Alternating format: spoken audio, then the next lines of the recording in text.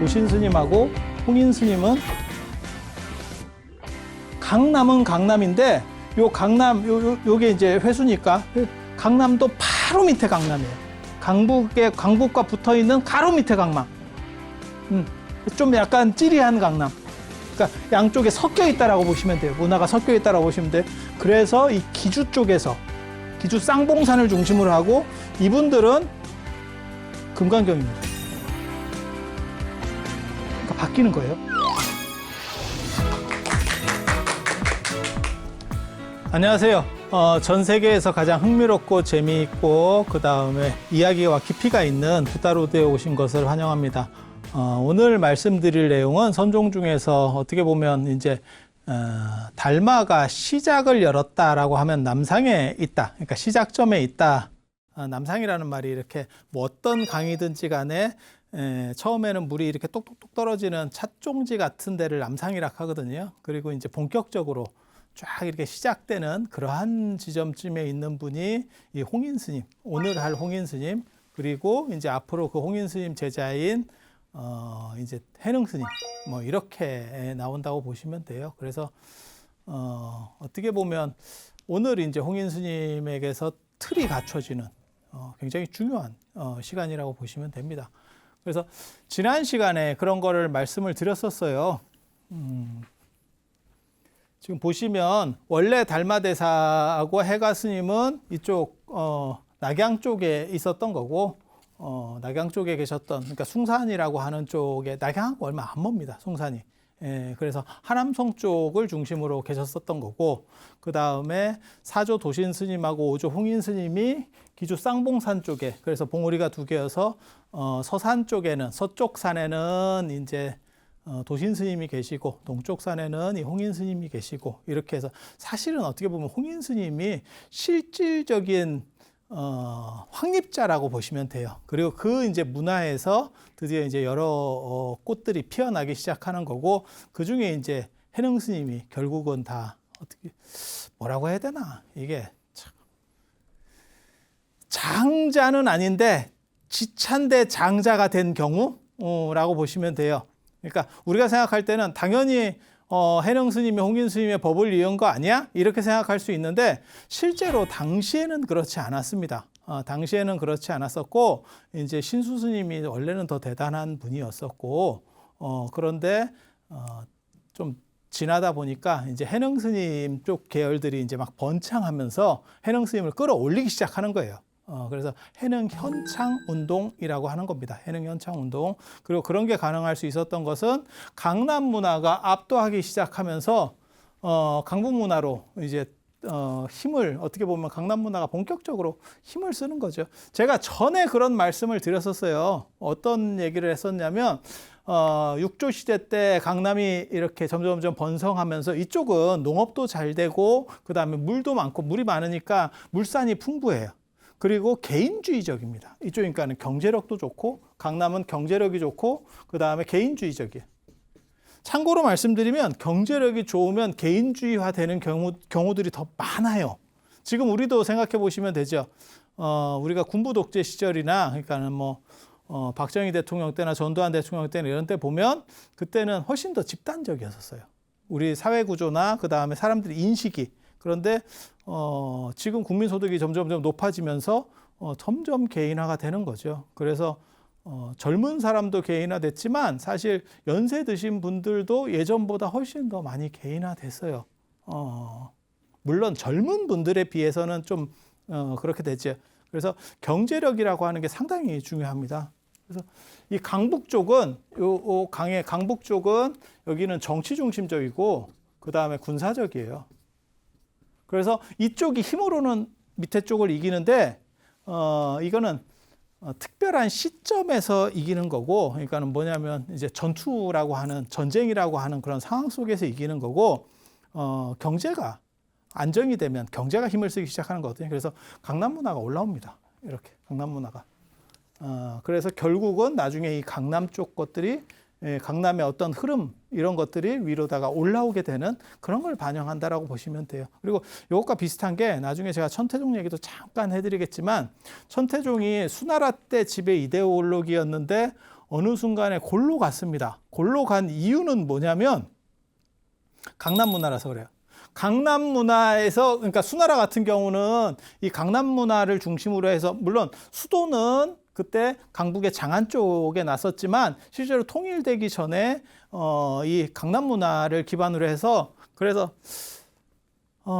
천태종 같은 경우가 천태산도 있고, 그 다음에 강남에 저 남경, 요즘으로 말하면 남경입니다. 그 남경을 중심으로 해서 이렇게 세력권을 펼치고 있었거든요. 그러다가 갑자기 수도가 강북으로 올라가 버리니까, 그러니까 우리식으로 말하면 그거예요. 부산 중심으로 해서 세력권을 만들었는데, 거기가 중심지였는데 통일되고 나서 갑자기 수도가 위로 올라가 버린 거예요. 서울로 올라가 버린 거예요. 그러니까 그 사람들 입장에서는 뭐 무슨 생각을 하냐면, 야, 이거 서울로 버리고 이쪽 지지 기반이 좀 약화되더라도 버리고 갈까? 여러분이 사업하는 사람이라고 생각해 보세요. 이걸 내가 버리고 갈까? 안 그러면 그냥 여기서 좀 찍히고 있을까? 이게 이제 선택인 거죠. 이런 선택은 언제나 나와요.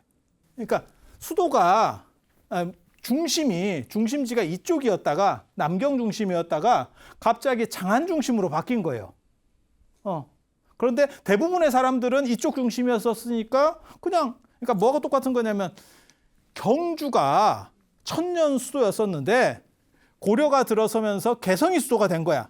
자, 경주에서 집을 팔고 개성으로 갈 거냐? 안 그러면 그냥 나는 경주에 있을 거냐? 그러면 개성으로 간들, 이쪽으로 간들 뜬다는 보장이 있어요? 확실히 된다는 보장이 있어요? 그러니까 사람들이 어떻게 생각을 많이 하는 거냐면 그냥 여기는 안정된 기반이 있으니까 그냥 여기로 가자. 그래서 똑같은 생각들을 한 거예요. 그래서 천태종이 여기서 이쪽으로 못 움직였어요. 그래서 천태종이 골로 가는 거예요. 한 방에. 시장이 바뀌었는데 거기에 적응하지 못한 거예요. 그 대신에 뭐 화엄종이나 뭐 법상종이나 이런 것들은 이쪽에서 안 떴어. 그러니까 여기 가서 어떻게 좀 안 되는가 싶어가지고 그 종남산에서 다 대기하고 있는 거예요. 그게 종남산에서 이렇게 찝쩍거려 보고 뭐 이러다가 야, 이거 됐는데 이러면, 그러다가 확 뜬 기업이, 아니 확 뜬 종파가 화엄종인 거고, 현수종인 거고. 그리고 이 강남이, 그래서 강남 쪽은 원래는 안 됐는데 문제는 나중에 이 해능 쪽만 위로 올라가는 게 아니고, 실제로는 나중에 천태종도 나중에 올라갑니다. 이제 현계다면이라고 하는 분이, 그게 왜 그러냐면 강남 바람을 타고 올라오는 거예요. 이제는 강남 바람을 타고. 우리도 똑같다고 보시면 돼요. 서울에서도 강북 쪽에 내가 뭐 사대문 안에 원래 살고 있었는데 강남이 막 개발되면서 막 뭐가 되고 있었어. 야, 이거 팔고 저쪽으로 갈까? 여기 이거 팔면 저쪽에 가면 이거 몇 배를 받을 수 있는 상황인데, 처음에 개발 초기에 야, 그래도 여기는 안정됐는데. 예, 그러다가 하다가 싹 뒤집어지는 거죠. 예, 그래서 초기에는 이쪽으로 상권이 강남 쪽으로 올라가니까 강북 쪽으로다가 강남에서 올라오니까 이 밑에서 있던 것들은 따라오지 못하다가 나중에 이쪽 세력들이 경제력이 올라가는 거예요. 이제 군사나 이런 것들은 안정이 되면 더 이상 필요가 없거든요. 우리도 마찬가지잖아요. 나라가 조금 부족하고 이럴 때는 뭐 군사 독재도 거치고 이런 식으로 군대라고 하는 게 굉장히 강력했잖아요. 근데 지금은 군대가 생각보다 그렇게 강력하지 않잖아요. 우리나라 안에서도 나라 기틀이 다 갖춰지고 민주주의적인 것들이 다 형성이 되니까 그런 것들이 상대적으로 약해지고, 그 대신에 뭐가 강해졌어요? 경제가 강해졌죠. 돈 진 사람이 짱이지 지금은. 그래서 이것도 또 마찬가지라고 보시면 돼요. 그래서 점점 이쪽 힘이 이렇게 올라간다더라.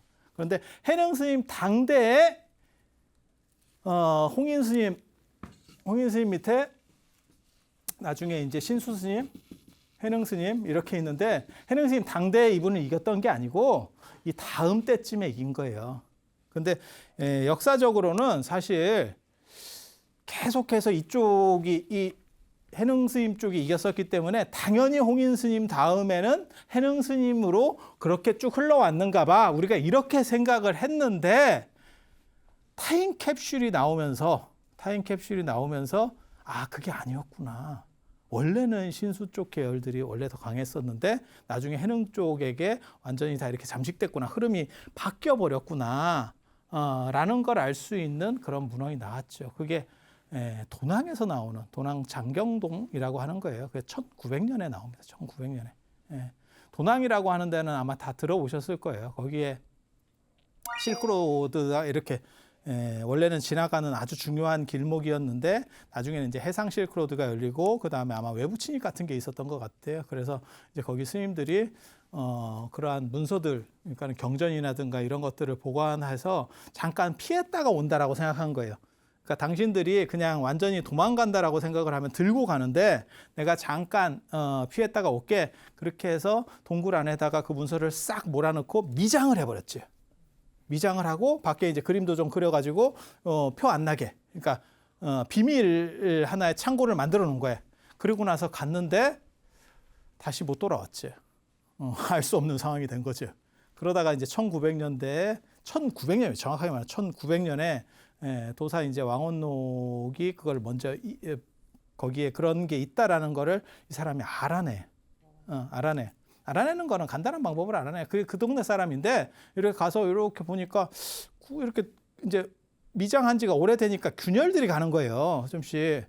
그렇게 담배를 피니까 그 당시 사람들 뭐 담배 피고 뭐 아편하고 이런 게 일상적인 거기 때문에 담배 피다가 이렇게 한번 대봤더니 연기가 빨려 들어간다는 거예요. 그러니까 이 사람이 무슨 생각을 했냐면 이 안에 공간이 있다. 그렇게 해서 딴 거지.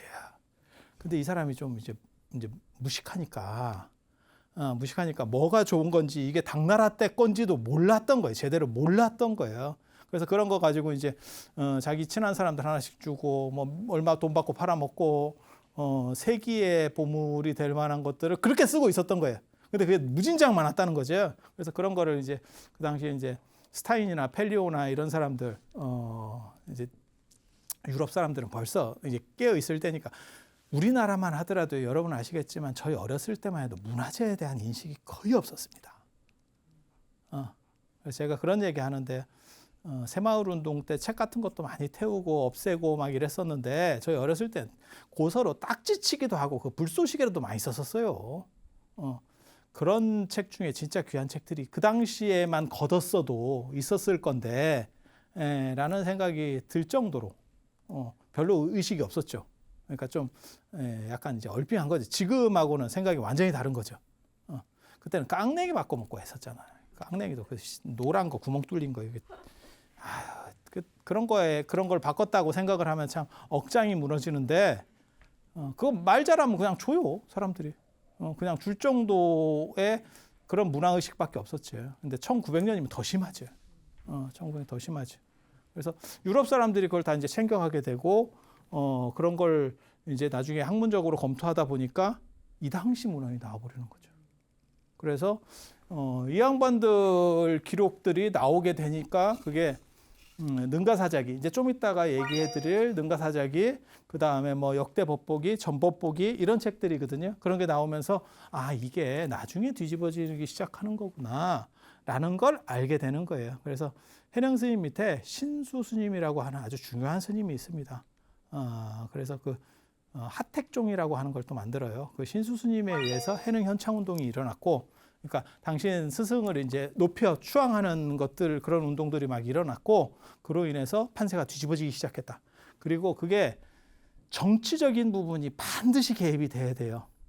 그러니까 단순히 그냥 문화적으로만 바꾸려면 하세월이에요. 하세월. 근데 그게 예전에는 정치 권력이 힘이 강력했기 때문에 정치가 어느 쪽 편을 들어주느냐에 따라서 달라. 근데 정상적이면 정치가 이쪽을 들어줬다가 이쪽을 들어줄 것 같아요? 그렇지 않아요. 우리나라에서도 나중에 고려 중기 때 진울 스님이 그렇게 떠오르면서 선종 중심으로, 화엄종 중심에서 선종 중심으로, 교종 중심에서 선종 중심으로 바뀔 수 있는 게 뭐냐면 무신집권기라는 게 있어서 그래요. 그러니까 무신집권에 의해서 정치 권력의 핵심이 바뀌어버린 거지. 무신들이 뒤집어버린 거지. 그래서 귀족들이 원래 보수주의자들, 그 다음에 원래 지배층들이 믿던 화엄종을 그대로 믿기가 좀 어려운 거죠. 그거를 손을 들어주면 당신들이 지금 왕만 내세우고 있을 뿐이지 싹 뒤집어버린 거잖아요. 그러면 그 사람들이 나를 지지하겠어요? 그러니까 거기에 대항마로서, 자, 봐봐. 왕과 귀족들, 왕씨 귀족들이 있었고, 그거를 무신이 뒤집어 엎잖아요. 근데 이 양반들이 화엄종을 믿고 있었거든? 화엄종을? 화엄종이나 법상종을 믿고 있었거든요. 그러면 이 사람들이 이거를 믿자니 이 세력들이 어느 정도 이상 계속 힘을 쓰겠지. 그리고 이 사람들 입장에서는 이 사람들과 관련해서 계속해서 이렇게 성장을 해오다가 이쪽에서 지지해 준다고 해서 이 사람이 더 친하겠어요? 이쪽이 아무래도 팔이 안으로 굽는다고 이쪽 세력이 더 견고하겠지? 그러니까 무슨 일이 벌어지냐면 이쪽에서 이쪽을 죽일 수도 있고 다 정리할 수도 있고 그렇게 되면 조선같이 되는 거예요. 그렇게 제거 쪽으로 가면 조선이 되는 거예요. 근데 고려 때까지만 해도 무슨 일이 벌어지냐면 이걸 대체할 수 있는 다른 사상이 없었어요. 고려 말에 성리학이 들어오니까. 그때는 대체 도구가 있었고 대체 도구가 없는 거예요. 그러니까 뭐 어떤 방식을 쓰냐면 같은 불교 안에서 이제이라고 하는 거예요. 선종을 지지를 하면서 선종이 이쪽을 공격하도록. 이해가 됩니까? 이쪽에서 이쪽을 공격하면 반감을 살 수 있으니까 아예 경쟁 구도에 있는 다른 쪽을 지지해버리는 거예요. 이러면 흐름이 바뀌어. 흐름이 바뀌어. 그래서 정치권이 어디에 편을 들어주느냐도 상당히 중요하거든요. 그러면 중국에서 선종은 당나라 때 어떻게 이렇게 갑자기 떡상하기 시작했느냐? 그때 안녹산과 사사명의 난이라는 당나라를 거의 이제 당나라의 허리를 끊는 그런 난이 있어요. 우리식으로 말하면 임진왜란 급입니다. 조선으로 말하면. 그래서 그런 변란이 한번 일어나니까 정치 구도가 다 바뀌기 시작하는 거예요. 그리고 후발주자 입장에서는 후발주자가 선종입니다. 선종 입장에서는 거기서 이제 신해나 이런 사람들이 그런 걸 잘했어요. 신해도 그렇고 나중에 요 무상스님도 그렇고 그런 쪽하고 관련이 돼요. 그래서 나라가 변란이 나서 굉장히 어렵고 이러니까 거기에도 여러분도 생각을 해보세요. 내가 종교인이야. 근데 나라가 지금 임진왜란이 터졌어. 자, 이게 승병을 나가야 될까? 그게 타당한가? 야, 그런 거보다는 종교에서 본연의 자세를 지키고 수행을 열심히 해야지 무슨 전쟁에 나가? 이것도 말이 되잖아. 말이 되잖아. 야, 스님이 돼서 사명대사나 서산대사처럼 저렇게 하는 게 정당해? 라는 비판도 가능한 거예요. 맞죠? 아무리 국가를 위한 거지만 살생하지 말라는데 사람을 저렇게 그냥 대놓고 가서 죽여? 아니, 전쟁 상황은 그런 거잖아요. 전쟁 상황은 그런 거잖아요. 그게 가능할까? 여러분은 어때요? 이게 판단이 애매한 부분이에요. 어떤 기준으로 판단해야 될 것이냐, 이게 상당히 애매한 부분이에요. 그런데 선조 입장에서는 내가 선조야. 임진왜란으로 해가지고 의주까지 도망을 갔어. 그런데 똑같은 스님인데 한쪽은 싸워주는 스님이 있고 나를 위해서, 한쪽은 그거는 윤리도덕적으로 맞지 않는 것 같아. 그건 살생이야. 이렇게 얘기하면 어느 쪽으로 선조가 힘을 실어줄 것 같아요? 싸우는 쪽에 힘을 실어주겠지. 그건 100%겠지. 아니, 그냥 생각해봐도 그렇지 않아요?